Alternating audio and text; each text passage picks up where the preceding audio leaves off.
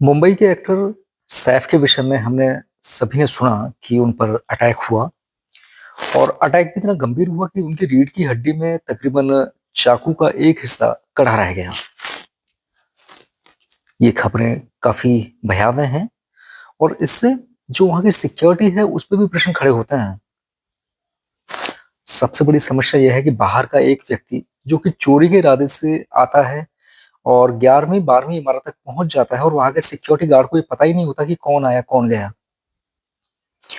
तकरीबन बताया जाता है कि बाइक के माध्यम से यह मोहम्मद शहजाद नाम के व्यक्ति जो कि भारत का निवासी भी नहीं है, ये अपने एक मित्र की मदद पाकर बाइक के सहयोग से मुंबई पहुंचा। वहां पर इसने तकरीबन 6 या 7 दिन पूर्व एक हाउसकीपिंग की नौकरी शुरू कर दी, किंतु उस छोटी इनकम में इसका कोई गुजारा नहीं हुआ। अब ये परेशान था और पैसे की इसको तंगी थी, तो इसने चोरी करने का इरादा बनाया और चोरी के इरादे से ये तकरीबन 6 या 7 इमारत इसने सीढ़ियों से चढ़ी और उसके बाद में पाइप के माध्यम से ये बाथरूम पहुंचा और बाथरूम से फिर सीधा जो है कमरे में प्रवेश पा गया जहां की सैफ और करीना का छोटा बेटा जहांगीर सोया हुआ था। बताते हैं कि उस समय सैफ और करीना ऊपर 12वीं इमारत पे थे और नीचे उनके कुछ नौकर बाई और उनका छोटा बेटा जहांगीर सोया हुआ था जिस कमरे में इस मोहम्मद शहजाद नाम के चोर ने प्रवेश किया। अब शहजाद इधर उधर कुछ देखना शुरू करता है, वो सर्च करता है। ऐसे में नौकरानी को थोड़ा शक हुआ और उसने जब इधर उधर देखा तो उसे एक परछाई दिखाई दी। जब उसने थोड़ा पूछा कि ये कौन है, तो उसने बाहर आया और बाहर देखते ही वो जो नौकरानी थी वो इससे थोड़ा सहम गई। अब नौकरानी थोड़ा सहमी, सहमे के बाद उसने चीखें दी और चीखों के बाद में जो नौकर थे वो भी वहां आ गए, किंतु किसी की हिम्मत इतनी नहीं हुई कि जाके उस चोर को पकड़ सकें। 3 4 नौकर, एक व्यक्ति उसके हाथ में कोई एक चाकू था, एक डंडा टाइप का था, पर फिर भी सभी नौकर कायरों की तरह वहां दबे पड़े रहे। शोर सुन के 12वीं इमारत से करीना और सैफ भी वहां आ गए।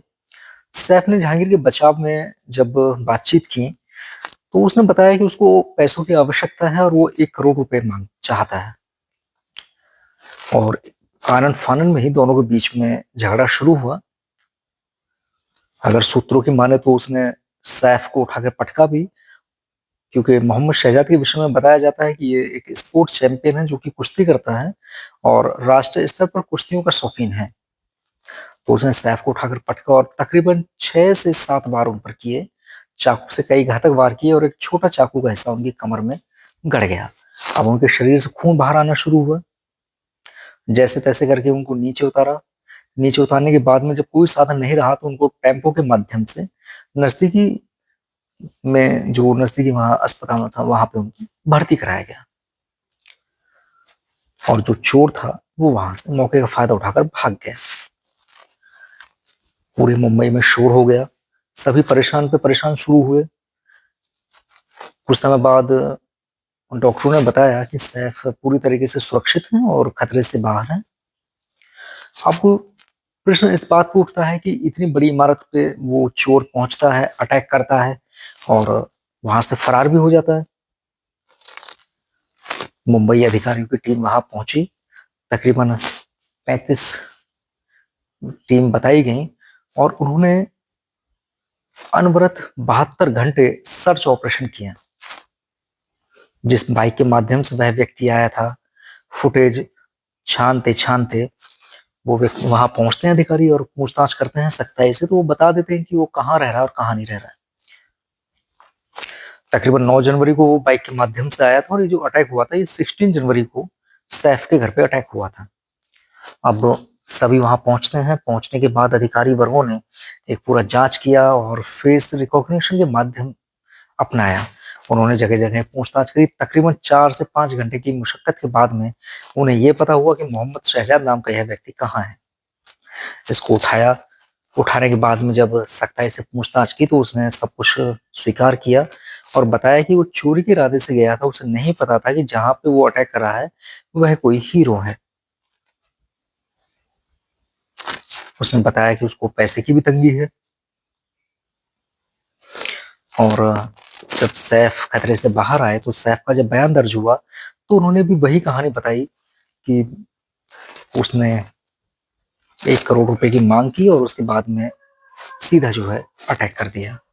करीना कपूर का जब बयान दर्ज हुआ तो करीना कपूर ने भी यही बात बताई कि उसने सैफ पर अटैक किया, जिसको देखकर वो बेहद घबरा गई, किंतु भगवान का शुक्र है कि सैफ सुरक्षित है। अब इसमें काफी कयास भी हैं कई, और हीरो हीरोइंस ने भी इसको एक ट्रैप बताया कि ये उनकी एक ट्रैप है, जबकि कुछ व्यक्तियों ने भी इस पे हाथ खड़े किए। किंतु कोई भी व्यक्ति ऐसा नहीं कर सकता कि अपनी पीठ में छुरा भोंकेगा और अपनी मूवी को हिट कराने का प्रयास करेगा या कोई अन्य ऐसा कार्य करेगा, क्योंकि ये बेटे पर भी अटैक था और जो वहाँ सीसीटीवीज थे उन फोटोज में साफ दिखाई दे रहा था कि वो बड़े आसानी से ऊपर चढ़ा है और बड़ी तीव्रता के साथ वहां से उतरा है। पूरी वास्तविकता सामने आ चुकी है। आरोपी मोहम्मद शहजाद को भी अरेस्ट किया गया है और अब माना जा रहा है कि उसको कोर्ट में पेशी के बाद में जो प्रावधान है, वो सजा का प्रावधान जो कोर्ट उसको सुनाती है वो शायद पूरी की जाएगी। किंतु इस अटैक के बाद में पूरी मुंबई में सभी को एक तरीके का धक्का महसूस हुआ कि अब सिक्योरिटी की आवश्यकता जरूर है।